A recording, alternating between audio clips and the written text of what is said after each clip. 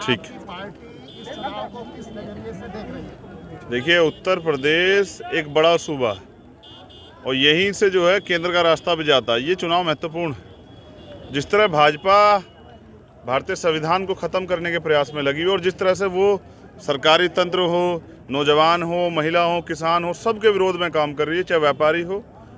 तो इस चुनाव के मद्देनजर हम ये समझते हैं कि उत्तर प्रदेश में भाजपा को रोकना जरूरी है और इसके लिए हम तैयारी भी कर रहे हैं कि जो भारतीय जनता पार्टी की उत्तर प्रदेश की जनता बहुजन विरोधी जो नीति है या जन विरोधी जो नीति है उनको जनता के बीच में लेके जाएं और जनता के पटल पर रखें कि जनता फैसला करे कि ये सरकार जो मैं धन्यवाद देता हूं कि पिछड़े वर्ग के लोगों को मंत्री बनाया है, लेकिन क्या जनता नहीं समझ रही कि 4.5 साल उत्तर प्रदेश में क्या सा है?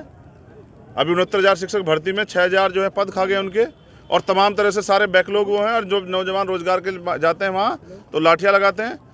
तो अब तक आज तक मुख्य प्रधानमंत्री ने वादा किया था ना पिछड़े वर्ग आयोग का, और उस आयोग से क्या मिला कि 52% ओबीसी को 27% आरक्षण, और वो भी पूरा नहीं दे रहे हैं, उसको भी खा जा रहे हैं। तो पिछड़ों के विरोधी ये सरकार क्या ये जो ब्लेम चूस बांट रही है जनता को नहीं पता है? जनता हिसाब करेगी 2022 में। जिस तरह से इनकाउंटर के नाम पे, ठोकों की नीति के नाम पे यहाँ हत्याएं हुई हैं और अब चुनावी रंगमंच तैयार हो गया है और जो एक कठपुतली है यहाँ भारत के अंदर जो सोने की चिड़िया है बीजेपी के लिए, जिसको कहते हैं मुसलमान, उसको फिर से जो है बना लिया गया है हथियार।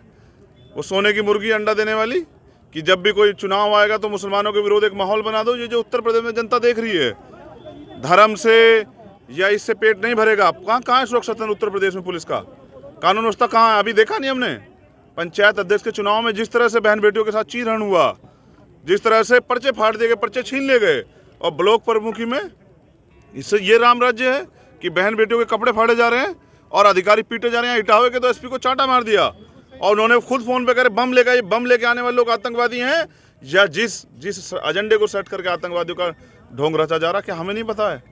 अगर आतंकवादी है तो उनको सजा दीजिए, लेकिन जनता से आतंकवाद के नाम पे वोट लेके और शहीदों का अपमान करने वाली सरकार भारतीय जनता पार्टी के लोगों को अब जनता उत्तर प्रदेश में बर्दाश्त नहीं करेगी।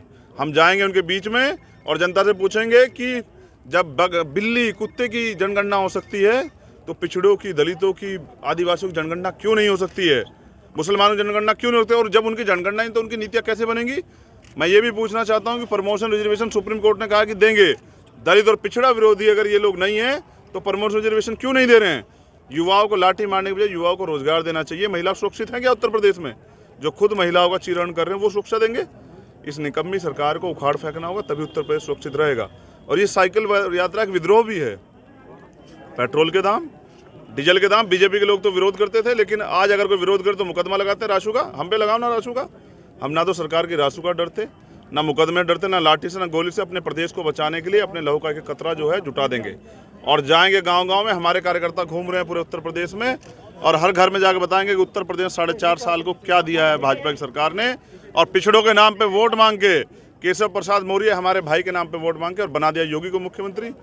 पिछड़ों ने जो सहा है 4.5 साल में, और दलितों ने, वो अकलियत के लोगों ने, मुसलमानों ने, सिखों ने, बौद्धिस्टों ने, इसका हिसाब और जो किसान आंदोलन में किया गया है वो हिसाब जनता सूद समेत 2022 में वापस करेगी। क्या आपकी पार्टी अकेले चुनाव लड़ेगी या किसी से गठबंधन करके चुनाव मैदान में उतरेगी? देखिए, मैं पार्टी का एक वर्कर, तो पार्टी जब चुनाव आएगा, अभी तो चुनाव डिक्लेयर नहीं हुआ है, जब चुनाव आएगा अलायंस बनेंगे या नहीं बनेंगे या किसके साथ बनेंगे, ये कोर कमेटी के हाथ में। हमारे यहाँ ऐसी तानाशाही नहीं है कि वोट लो पिछड़े के नाम पे और बना दो जो है योगी को मुख्यमंत्री।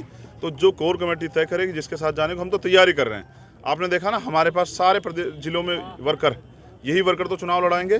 तो हमारे कार्यकर्ता, हमारी लीडर, जो उनकी जनभावना होंगी उनका सम्मान किया जाएगा। वो अकेले कहेंगे तो भी, और वो संयुक्त रूप से लड़के बीजेपी को हराने के लिए किसी के साथ जाने कहेंगे वो भी। तो कार्यकर्ताओं का मान सम्मान रखा जाएगा। यानी कि भारतीय जनता पार्टी को सत्ता से उतारने के लिए आप कार्यकर्ताओं के बीच जा करके कार्यकर्ताओं की भावना के तहत चुनाव लड़ेंगे। देखिए, उत्तर प्रदेश में जो पिछले 4.5 साल में उत्तर प्रदेश जनता ने सहा, तो जनता त्राही त्राही कर रही है और जनता मुक्ति चाहती है, वो विकल्प चाहती है।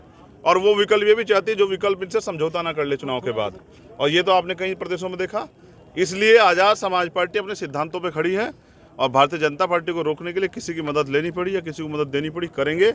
लेकिन उत्तर प्रदेश को बचाने के लिए, यहाँ की बहनों की, माताओं की, बुजुर्गों की, किसानों की, मजदूरों की, नौजवानों की सुरक्षा के लिए और इस पिछड़ा विरोधी, दलित विरोधी सरकार को उखाड़ फेंकने के लिए हम अपने मिशन में है। साइकिल यात्रा जारी है। बहुजन साइकिल यात्रा, जाति तोड़ो समाज जोड़ो, भाईचारा बनाओ और उत्तर प्रदेश को बचाओ। उत्तर प्रदेश में इन माफियाओं से, गुंडों से और ये जो चीरहरण करने वाले लोग हैं, ये सत्ता के भूखे लोगों से उत्तर प्रदेश को बचाने के लिए हम लोग निकले हैं और विश्वास कीजिए बचाएंगे।